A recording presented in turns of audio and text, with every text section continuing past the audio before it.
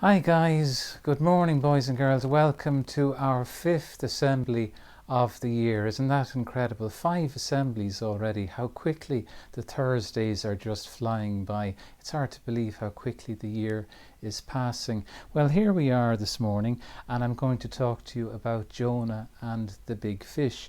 Now, this man here is Jonah. Now, some of the more observant among you will be saying he looks an awful lot like Noah. Well, you're right, that he's the little figure of Noah which we used in our story of Noah and the ark, but I actually think he probably looks a lot like how Jonah would have looked. Now, and beside Jonah here we have the big fish. Now again, some of you will be saying that's not a fish, it's a whale, and you'd be right. Now, Jonah was swallowed up by a big enormous fish at sea. Well, that's how he described it, because it's hard to see underwater and he didn't get a very good look at it, but we think it was probably a whale that swallowed him. But in his book Jonah, which is in the Bible, Jonah talks about his experience of being swallowed by a big huge fish or a whale, and this is, boys and girls, the book of Jonah. Now, it's actually quite short. It's just 2 pages long, and it is in the Bible. And boys and girls, there are 66 books in the Bible. 39 of those books were written before Jesus was born, and we call those the Old Testament. And there are 27 books which were written after Jesus was born, and they're called the New Testament. Now, so this is the book of Jonah, and it's in the Old Testament. And the Jewish people call the 39 books of the Old Testament the Tanakh. That's their holy scriptures. So we use the Tanakh as well, but we call it the Old Testament and the New Testament, and we combine it into those 2 big volumes into one book, the Bible. So this morning I'm going to talk to you about Jonah and the big fish. Now guys, can you see the big fish, the whale, right here in the middle of the Mediterranean Sea, about to swallow Jonah? So there is Jonah at sea, and there is the whale, or as he thought, the big fish. And we'll come back to Jonah and the big fish in just a moment. I'll just move the camera out so as you can see a little better. This is Israel on the shores of the Mediterranean, where Jonah was from. And then right down beside Israel is Egypt. And do you recognize this man here? That's Moses. Remember, we talked about Moses and the 10 Commandments. He led the Jewish people out of slavery in Egypt all the way back to Israel. And there we are, the 2 tablets, the 10 Commandments, which God gave Moses on Mount Sinai. And there's the journey that Moses and the Jewish people made right around. See, it snakes around the map like that. And eventually then there's Moses again, and the people arrived in Israel after 40 years. So right just beside Israel there is Jordan, and beneath Jordan here we have Saudi Arabia. Beside Saudi Arabia is Iraq and Iran. There's Syria, and north of Syria then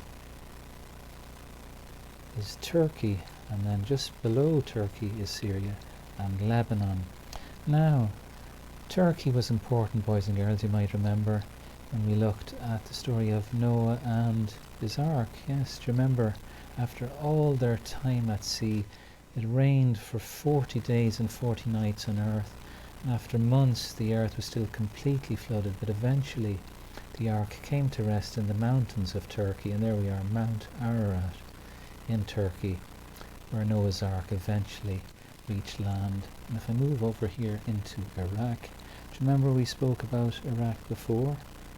And we were talking about the Garden of Eden, and then we see Adam and Eve eating the fruit from the tree of the knowledge of good and evil, right between the 2 rivers. Do you remember that? The land between the 2 rivers, the Tigris and the Euphrates rivers in Iraq, and that's where the Garden of Eden was. And this city here now, Nineveh, okay? Will you remember that, Nineveh? We're going to talk about that in just a few moments when we talk about Jonah and the big fish. But I just want to show you a picture here. Now this is to scale. This means that this is exactly how big the whale is compared to a human. You see right here we have the diver underwater out at sea. And see how big, it's incredible how big the whale is. See the whale's eye. See how big it is. Bigger than the diver's head. Absolutely incredible. And the thing is that whales are the biggest creatures ever to have existed in human history. Bigger than any dinosaur that ever walked the earth. Whales can grow to about 25 meters in length, and some people think even up to about 30 meters, which is really quite incredible how big that is. Do you see the tiny diver like Jonah right beside the whale? But the thing about whales is they're very, very peaceful, sedate creatures. So if you're out at sea, a whale isn't going to attack you. But unfortunately, despite that, human beings have been very, very cruel to whales throughout our history. But fortunately now we live in more enlightened times, so it's much safer for whales to live today than many, many years ago. So that's good news. Now, boys and girls, I'll move back to the table now, and we'll talk a bit more about Jonah and the big fish.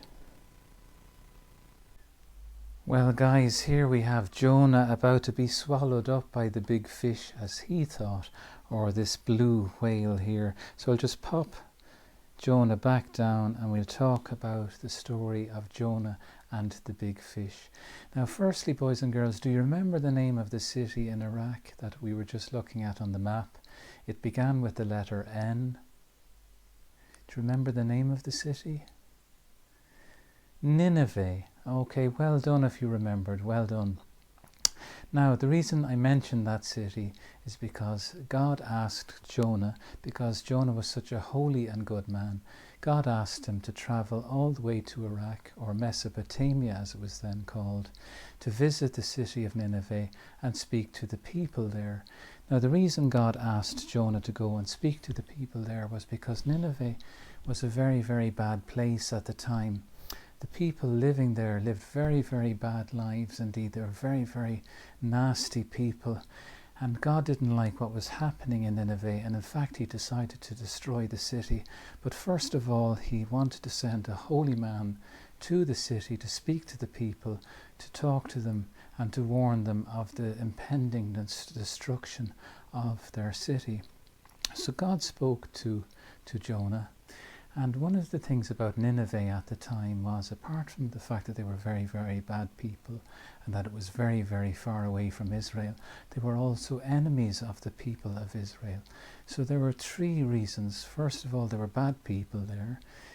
Second of all, how far away it was. And thirdly, the fact that they were enemies of Israel, that after speaking with God, Jonah began to have second thoughts about going to Nineveh.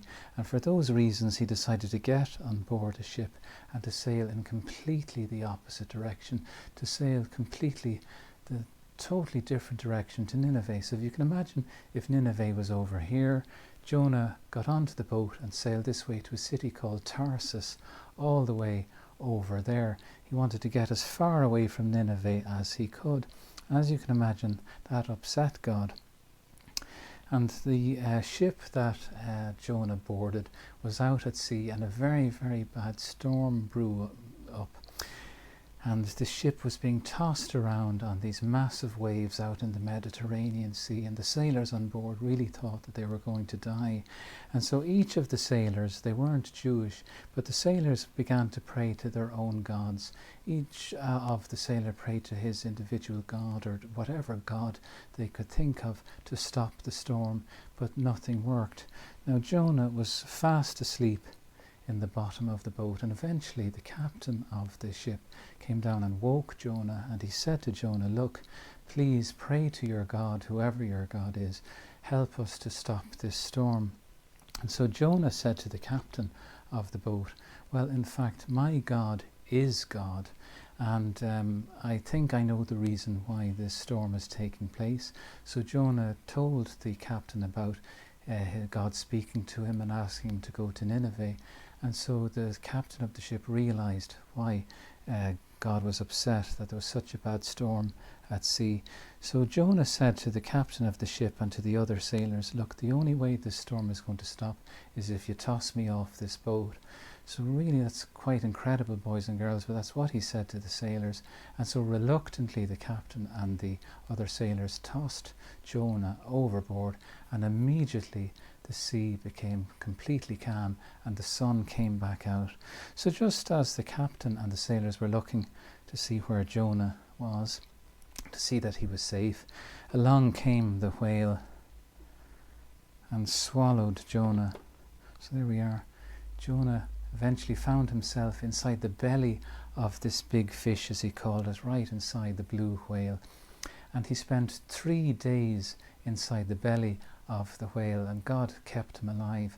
But eventually, must have been very, very upsetting and strange for Jonah to be inside the belly of a whale. Can you imagine how dark and smelly it must have been inside in the whale's belly? But eventually, the whale came back to land and released Jonah, and Jonah was able to walk back onto dry land, and Jonah was really, really glad to be out of the belly of the whale, or the whale didn't harm him. But anyway, so again God spoke to Jonah, and this time Jonah did indeed go to the city of Nineveh. So he journeyed all the way across. Do you remember the other countries we looked at? Syria, Jordan, and eventually found himself in Iraq or Mesopotamia, in the city of Nineveh. And he arrived in Nineveh, and he expected the people to be very, very hostile towards him. That is, he expected the people to be very, very angry with him. He didn't think that they would listen to him at all, and in fact he was very worried that they would harm him. But in fact the opposite was the case. He began to speak to the people in Nineveh, and he told them about God, and he told them about the upcoming destruction, and he asked them to lead better lives. And they listened to him. And not only did they just listen to him, they really, really thought that this guy, Jonah, was speaking such wonderful words to them that they became believers as well. So Jonah went before the king of the city of Nineveh and even spoke with the king. And incredibly, the people of Nineveh wanted to change their ways and to be better people. And that's exactly what they did. And so when Jonah left the city of Nineveh, he was completely unharmed, and he was absolutely amazed at how much the people of the city of Nineveh had listened to him. But he still thought that God would destroy the city because the people were enemies of Israel. But God didn't do that. God decided to spare the people and spare their city. And in fact, Jonah got quite angry with God. He really couldn't understand, Lord, why won't you destroy Nineveh? After all, they're our enemies. But God said to Jonah, look, I'm not going to do that.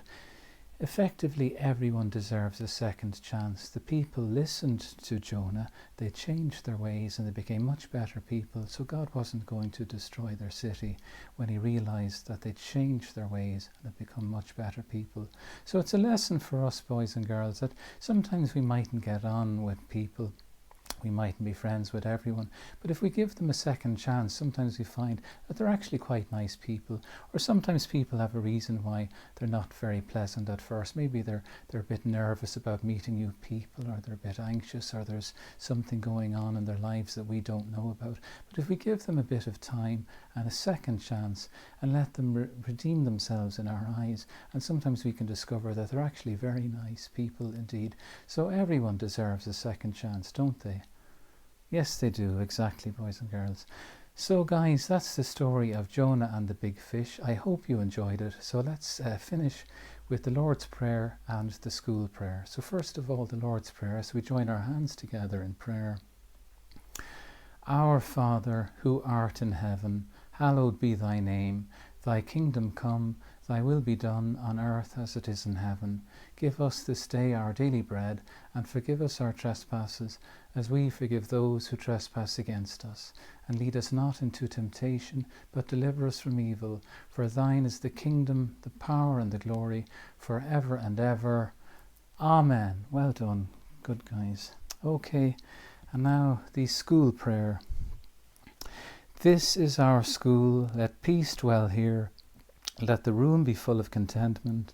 Let love abide here, love of one another, love of life itself, and love of God. Amen.